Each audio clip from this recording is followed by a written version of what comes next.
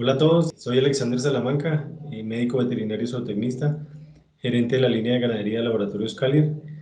El día de hoy queremos compartir una información muy importante con ustedes y es la importancia de una protección y prevención segura contra la muerte súbita en el ganado bovino causada por bacterias del género Clostridium y Pasteurella.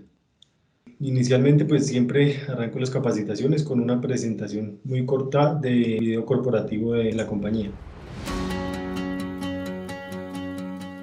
Calier es un laboratorio de referencia en el sector de la salud animal.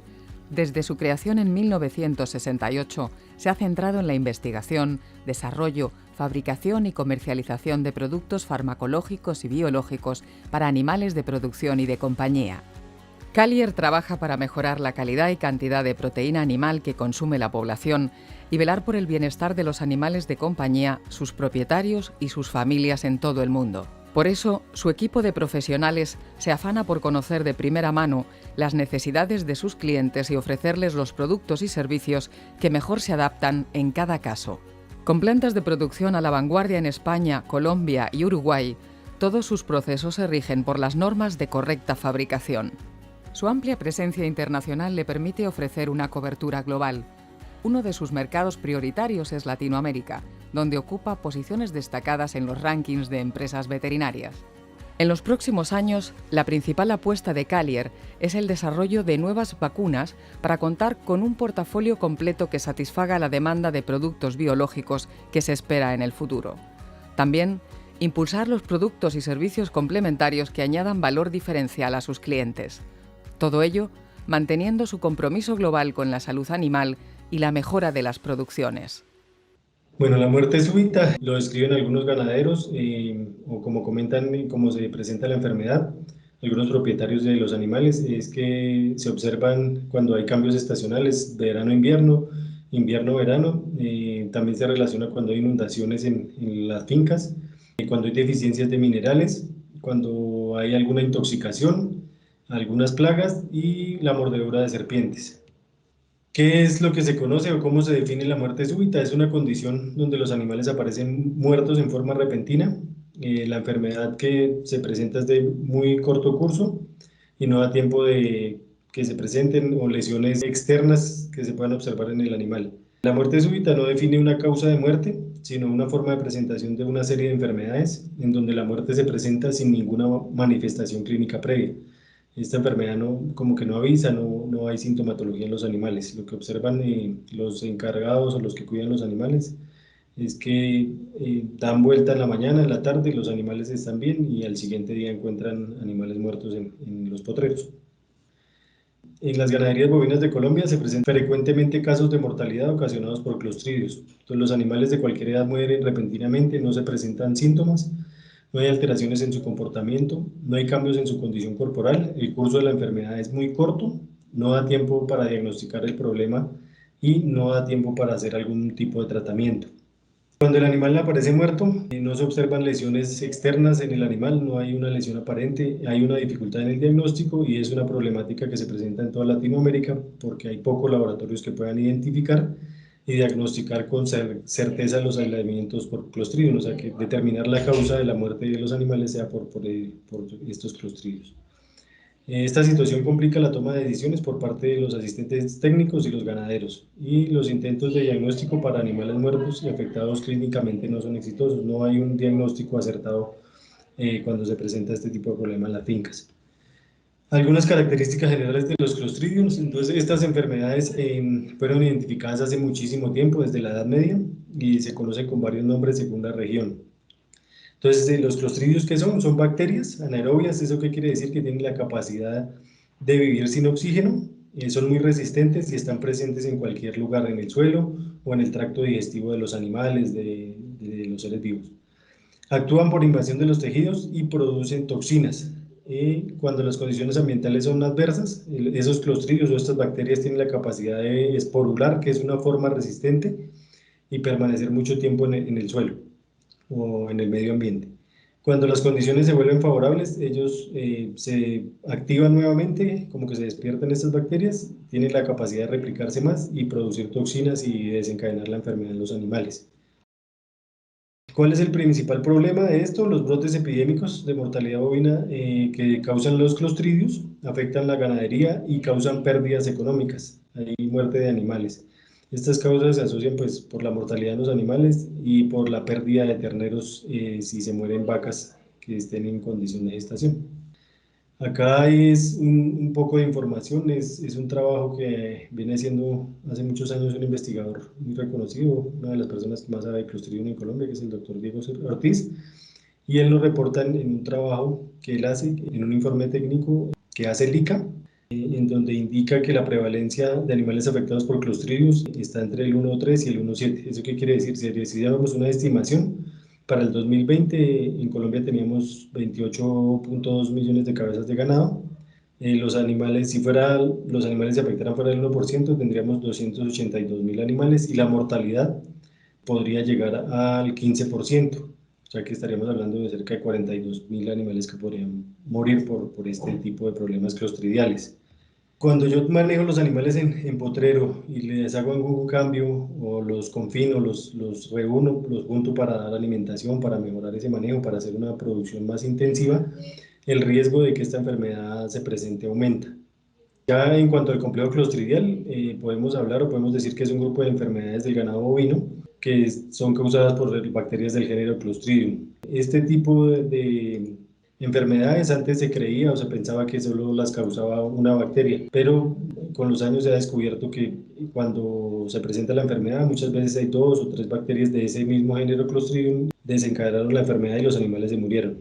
Entonces está el complejo clostridial y se ha caracterizado por, digamos, como por los sitios o las regiones donde se presentan las lesiones, como complejo clostridial, pierna negra, edema maligno, hemoglobinura basilar y hepatitis necrótica. Hay un complejo clostridial de origen entérico del intestino, que también se asocia muchas veces con diarrea, también hay mortalidad, y hay un complejo clostridial toxigénico, botulismo. En estos toxigénicos, el sistema que se afecta es el sistema nervioso. Encontramos animales con rigidez muscular, que no pueden meter la lengua. Para ese caso, pues se cree que son muertes causadas por botulismo y por tétano, por esos Clostridium botulinum y por Clostridium tetani. Este es un cuadro resumen de cómo se presentan esas enfermedades. Esas enfermedades clostridiales pueden afectar el sistema nervioso, como lo decía, el músculo, el hígado y el intestino. Entonces, las lesiones que vamos a encontrar o las afectaciones, las alteraciones va a ser en estos órganos. En el carbón sintomático, que es producido por Clostridium chauvet, también lo conocen en el campo como pierna negra, manquera, morriña negra o carbón del ganado joven. Entonces, esta enfermedad, pues como les decía, las bacterias se encuentran en el suelo, los bovinos las ingieren. Al ingerir esas bacterias, el bovino las absorbe, pasan, digamos, del intestino, tienen la capacidad de pasar al músculo y quedarse ahí como hibernando, como esperando que se presente una lesión en el animal, un daño muscular. Estas bacterias van a tener la capacidad de reproducirse más y generar la lesión.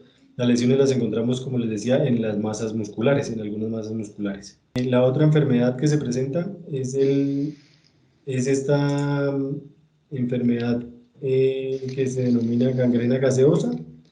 Como lo vemos ahí en esas imágenes, digamos, la lesión se forma también en grandes grupos de masas musculares. La infección es por una herida, digamos, cuando hay un manejo, cuando hay una corte, hay una lesión, hay una castración, hay una intervención, ya sea por una lesión o por una intervención que se haga en los animales, como castrarlos, descornarlos, marcarlos. La bacteria entra y causa el problema en los animales, lo que va a generar la enfermedad y la lesión. Y el otro cuadro que se presenta es la enterotoxemia. Entonces, como les decía, es como los clostridios que se afectan el sistema digestivo de los animales, el intestino. Esta enfermedad se presenta o se produce cuando hay cambios bruscos en la cantidad o calidad de la dieta, y cuando hay cantidad insuficiente de alimentos y cuando hay cambios a pasturas muy toscas o muy lignificadas, muy secas. Esos pastos secos o gruesos, fibrosos, pueden generar una lesión en el intestino, pueden lesionarlo y la bacteria va a entrar ahí y se va a multiplicar y va a generar la enfermedad. Cuando los animales también tienen privación de agua o cuando hay poco acceso al agua o agua de mala calidad, también ingieren mayor cantidad de bacterias y se pueden enfermar. Y cuando los sometemos a algún tipo de estrés por manejo, o sea, por transporte, muchas veces los animales tenemos que hacer unos desplazamientos muy largos, muy grandes, o también cuando los sometemos a transportes en camiones o en algún vehículo, o también cuando se hacen desplazamientos a pie del ganado por unas distancias muy largas. Ahí también se puede generar el problema. En resumen, ¿qué debemos saber de los clostridios? Pues que son bacterias que pueden permanecer en el suelo de las fincas por largos periodos gracias a la característica de sobrevivir como esporas, en esa forma por un lado resistente. Estos clostridios pues forman parte de la flora fecal o de la flora normal del tracto digestivo de los rumiantes. Estos clostridios son enfermedades imposibles de erradicar. Adicional a eso, pues hay otro tipo de enfermedades que se asocian o que también presentan una sintomatología muy parecida y que se presenta muerte súbita o muerte rápida de los animales, que es la pasteurilosis neumónica. Entonces, esta enfermedad también produce grandes pérdidas por la muerte de los animales y adicional a eso, pues esos animales van a tener disminución en la ganancia de peso, menor eficiencia en la conversión de los alimentos y van a haber unos costos elevados del tratamiento en los animales que se afectan con esa neumonía. En definitiva, esa neumonía crónica es causada por bacterias, dos tipos de bacterias, que es la Mannheimia hemolítica y la Pasteurella multocida.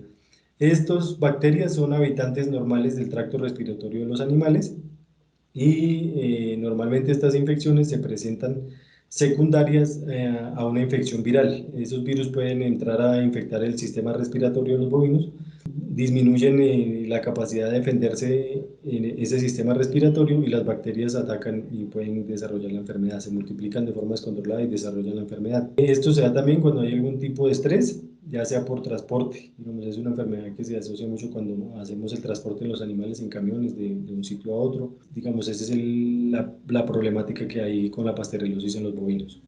¿Cómo ha sido o cómo se ha dado el control de las enfermedades producidas por Clostridium? Es una enfermedad que también se presenta en el hombre, pero en el hombre la forma de controlarla ha sido la higiene.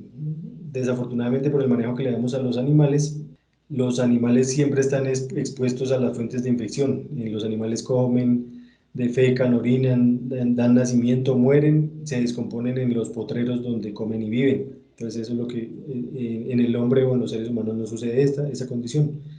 Y en los animales, la única forma o la forma más efectiva para controlar estas enfermedades ha sido la inmunización. ¿Y cómo se logra esa inmunización? Se logra mediante un diagnóstico correcto y la correcta utilización de una vacuna bien fabricada. Cuando se presentan esta mortalidad en las fincas, entonces, ¿cuál es la forma de utilizar las vacunas cuando tenemos el problema y cuando ya siempre se empiezan a tener muertes? Hay una creencia o una falsa creencia que cuando yo aplico una vacuna al siguiente día o a los 3 días o a los 5 días el animal ya quedó protegido, ya quedó inmunizado, ya no se va a enfermar y esto no sucede de esta forma. Esa inmunidad por vacunación se demora en establecerse y en el caso de las vacunas clostridiales se requieren de dos inyecciones separadas de 2 a 4 semanas. El pico de inmunidad se adquiere 5 días después de la segunda dosis. ¿Eso qué quiere decir? Que si después de una semana de que yo apliqué la segunda dosis de la vacuna de Clostridium o de Carbón, las muertes continúan, debemos considerar que el diagnóstico fue incorrecto. O sea, yo coloqué la vacuna, pero el Clostridium o la enfermedad que me estaba matando a los animales no era la vacuna que yo coloqué. Eso tenemos que tenerlo muy claro. Entonces, siempre que yo aplico una vacuna clostridial, tiene que colocarse la vacuna y la revacuna. ¿Cuál es la buena noticia? Pues que este tipo de enfermedades clostridiales se pueden prevenir mediante la vacunación. Aquí vamos a hablar un poco de las buenas prácticas de vacunación. ¿Qué vamos a tener en cuenta como buenas prácticas de vacunación? La preparación de la vacunación, el manejo del ganado, la técnica y el sitio de inyección, evitar el daño o una lesión en los músculos de los animales. Tenemos que hacer un registro de la vacunación y tenemos que realizar una limpieza, desinfección y mantenimiento de los equipos que utilizamos en esa vacunación. Preparación de la vacunación, lo que tenemos que tener en cuenta siempre es el número de animales que vamos a trabajar. Es importante estar seguros de saber cuántos animales vamos a inyectar y los equipos que vamos a utilizar. En Colombia o en la ganadería se utilizan diversos tipos de inyectores, de jeringas, de aplicadores multidosis. y también utilizamos las agujas, las jeringas desechables y las agujas desechables también. Entonces la indicación o la recomendación siempre es que tratemos de utilizar agujas nuevas, agujas desechables, y el equipo con que vamos a aplicar, sea la jeringa o el aplicador multidosis, tiene que estar también desinfectado y limpio, muy bien manejado en muy buenas condiciones. En cuanto a la preparación de la vacunación, yo tengo que estar seguro del sitio donde voy a comprar la vacuna, donde la voy a adquirir, que sea un sitio confiable, que tenga mucha experiencia en el manejo de las vacunas. Adicional a eso, tener claro que en el transporte del sitio donde adquirir la vacuna a la finca tiene que ir refrigerada y no dejarla mucho tiempo dentro del vehículo, porque ese vehículo, sobre todo en tierra, en climas donde la temperatura es más alta, por dentro del vehículo se calienta mucho y la vacuna se puede dañar. ¿Y cómo voy a almacenar esa vacuna? Estas vacunas siempre se deben manejar entre 2 y 8 grados centígrados en una nevera, en un refrigerador. Y tener claro que es importante que no mezclemos la vacuna o no coloquemos la vacuna con los alimentos de las personas que trabajan en la finca. Adicional a eso, o después de eso, de tener esa vacuna ya lista y preparada, vamos a proceder a la aplicación del producto en los animales. Para preparar esa vacunación, yo también tengo que tener en cuenta las características del producto que yo voy a aplicar. Entonces, siempre voy a mirar la identificación de la vacuna, siempre voy a tener en presente el lote, la fecha de vencimiento. Es importantísimo que no utilicemos vacunas vencidas o que ya su fecha de vencimiento haya pasado. Contraindicado, no se recomienda utilizar una vacuna que ya venció, ni ningún medicamento. Revisar muy bien las indicaciones del producto, la dosis y la vía de administración. Para el caso de la vacuna con Vivac R8 son 5 centímetros subcutáneos. Siempre se va a utilizar la vía subcutánea para aplicar esta vacuna. Vamos a mirar el saber estar seguros de la dosis, cuántas dosis trae cada frasco. En Convivac tenemos frascos de 50 y de 20 dosis. La composición, vamos a mirar los antígenos o las bacterias y las bacterinas y los toxoides que trae el producto, y saber que va a proteger contra esas enfermedades que contiene la vacuna. Y el tipo de vacuna que es, si es una vacuna muerta o una vacuna inactivada. Y es importantísimo tener claro que las vacunas no se pueden congelar. ¿Qué más tenemos que tener en cuenta? El manejo del ganado, pues tener las instalaciones preparadas con las características mínimas de seguridad para la persona que va a realizar la aplicación y para los animales que van a recibir la vacunación. ¿Qué más tenemos? Tener en cuenta el manejo del ganado como buena práctica. Entonces tenemos que respetar las buenas prácticas de bienestar animal. ¿Eso qué quiere decir? Que en el manejo de los animales vamos a evitar los gritos o los ruidos fuertes. Los bovinos son muy sensibles a esos ruidos fuertes. Evitar poner muchos animales juntos, no usar perros, no utilizar palos o varas o alimentos que puedan cortar o lesionar al animal. No perseguir los animales tampoco, eso los va a estresar muchísimo, y respetar el comportamiento animal. Y es importantísimo que empecemos a implementar el uso de banderas en el manejo del ganado. Los bovinos responden muy bien al manejo con banderas, y es muy fácil hacer ese manejo con banderas. Para la vacunación, en el manejo del ganado, pues tenemos que tener los animales en una muy buena condición de salud. Si yo tengo unos animales delgados, como la imagen de la izquierda, pues para que la vacuna funcione bien, los animales tienen que estar sanos. No puedo vacunar animales enfermos y animales que estén en baja condición corporal. Si yo vacuno animales que están flacos, que están muy delgados, la vacuna no va a responder bien y esa vacuna no va a generar una buena protección. El animal no va a quedar bien protegido contra la enfermedad que yo estoy colocando mediante la vacunación para que el animal no se enferme. Siempre tenemos que tener en cuenta eso. Si tenemos que implementar algún tipo de... Lo primero, pues es mejorar la oferta de forraje en los animales, mejorar la pastura que tengan para que ellos engorden, y si puedo darle algún tipo de suplementación. Y es importantísimo revisar también el tema de las desparasitaciones. Si tengo que realizar una desparasitación o ayudar un poco a los animales con alguna aplicación de alguna vitamina inyectable, también lo podría hacer. Debe ser antes de la vacunación, como les digo, para preparar a esos animales al momento de la vacunación. El sitio y la técnica de inyección también lo vamos a tener en cuenta.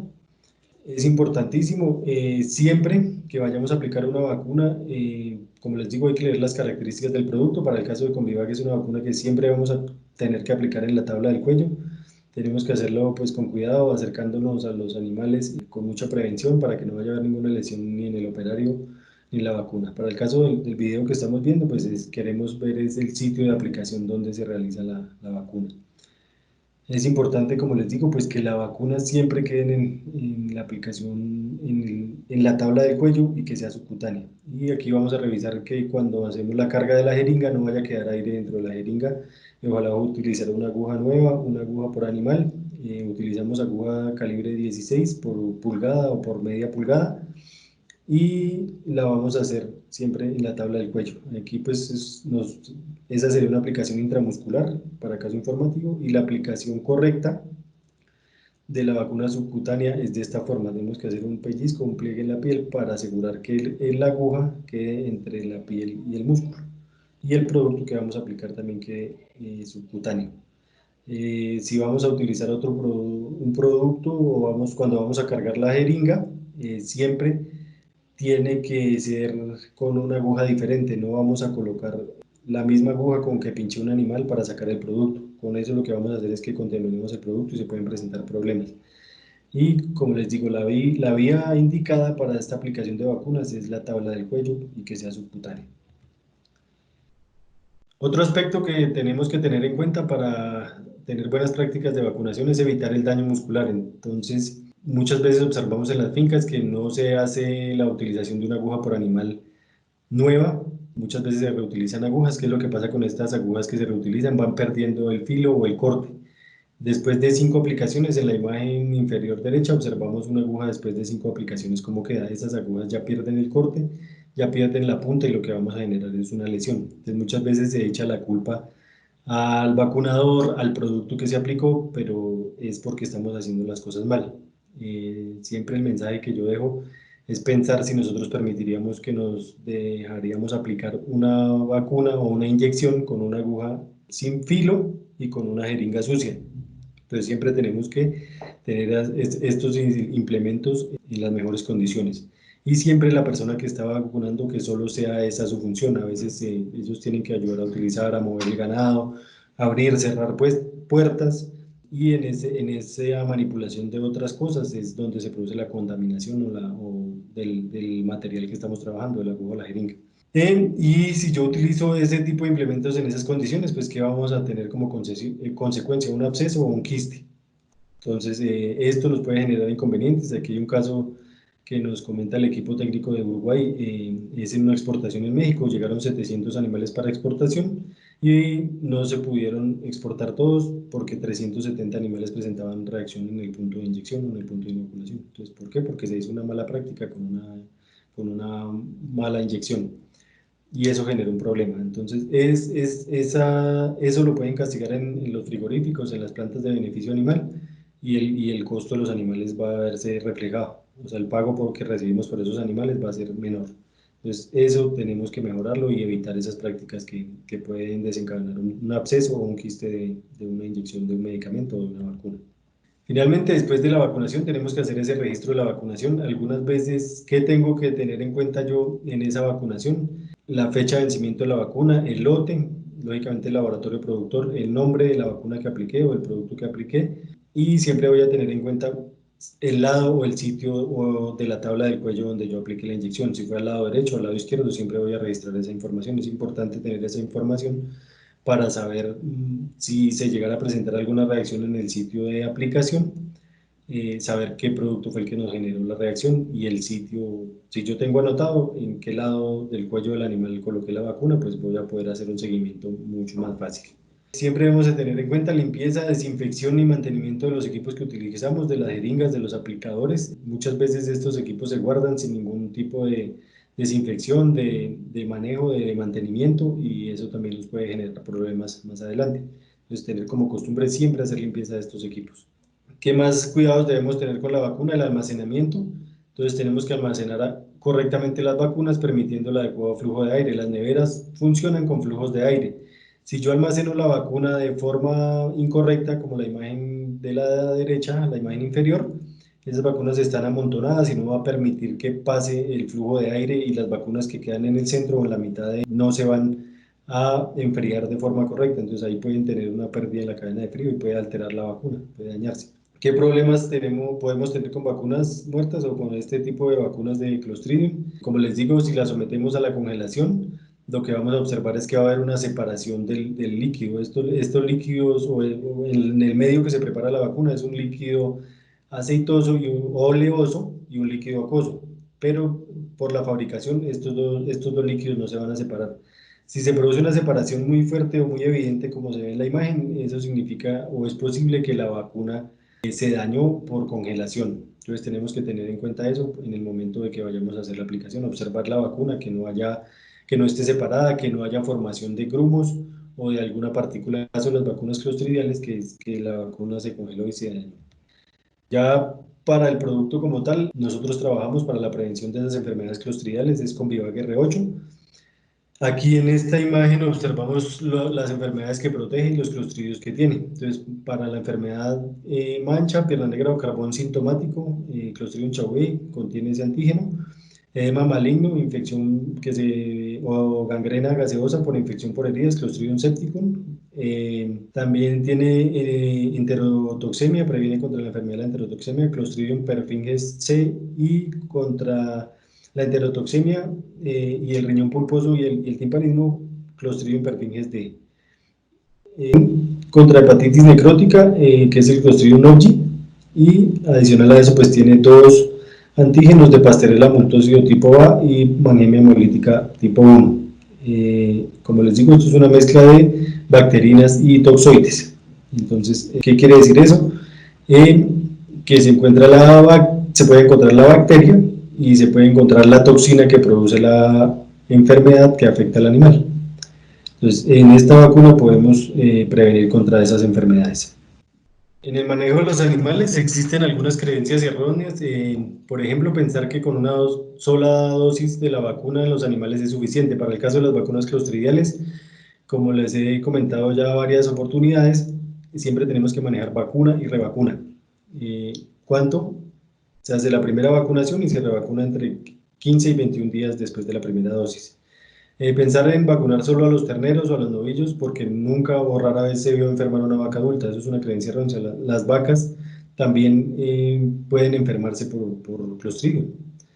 Vacunar a los terneros una sola vez sin revacunación, eso es un error muy común y es un error grave que se comete.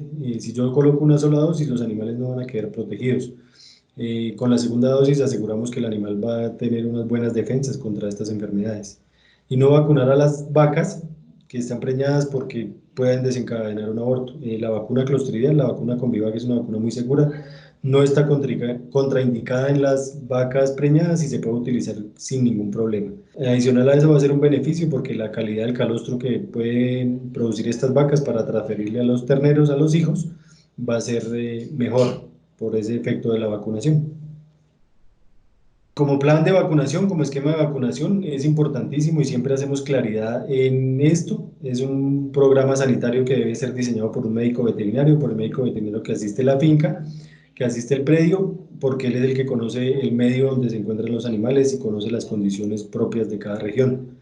Entonces, nosotros desde la compañía proponemos un esquema y es el siguiente. Podemos tener tres escenarios: terneros de madres vacunadas, terneros de madres no vacunadas y las vacas en gestación. Entonces, en los terneros de madres vacunadas, vamos a empezar a vacunar o a colocar la primera dosis a los 2 meses con una revacunación entre 21 y 30 días.